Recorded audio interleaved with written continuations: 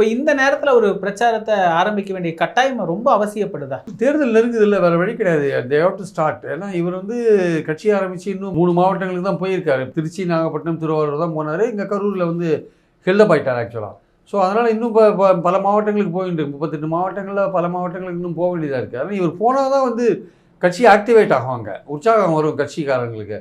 அதனால் இவர் கண்டிப்பாக பயணத்தை தொடர வேண்டிய கட்டாயத்தில், மக்களை சந்திக்க வேண்டிய கட்டாயத்தில் இருக்கார். இவர் யாரையுமே சந்திக்காத, வெறும் பத்திரிகையாளர்களையும் சந்திக்கிறது இல்லை. அதையாவது சந்தித்தா பரவாயில்ல. அதில் அவருக்கு என்ன தயக்கம், பயம் நமக்கு தெரியல. பத்திரிகையாளரை சந்திக்கிறதுல பல கேள்விகள் அவர்கிட்ட கேட்கலாம், பல விஷயங்களை அவர் தெளிவுபடுத்தலாம். மக்களுக்கும் அவர் கட்சிக்காரர்களுக்கும் பல விஷயங்களை தெளிவுபடுத்தலாம். எதுக்காக அவருக்கு யார் தவறாக அட்வைஸ் பண்ணியிருக்காங்கன்னு தெரியல. பத்திரிகைக்காரங்களும் சந்திக்கலை. அவர் சந்திக்கிறதுனால பயப்படுறாரு அவருக்கு. அது என்ன, ஒருவேளை பத்திரிகைக்காரன் கனாமலன் கேள்வி கேட்டால் நம்ம பதில் சொல்ல முடியாது, நம்ம மாட்டிப்போன்னு பயப்படுறாரா? அதில் ஒரு விஷயம் இல்லை. தெளிவாக நேர்மையாக ஒரு பதில் சொல்கிறதுனா யாரை வேணால் சந்திக்கலாம். அவர் ஆக்சுவலாக பதில் சொல்ல விரும்பாத கேள்விகளுக்கு இதுக்கு என்னால் இப்போ பதில் சொல்ல முடியாதுங்க, அப்புறம் பதில் சொல்கிறேங்க, இது தேவையில்லாத பிரச்சனைங்க, இது சர்ச்சைக்குரிய பிரச்சனைங்க அப்படின்னு அவர் சொல்கிறதுக்கான வாய்ப்புகள் இருக்குது.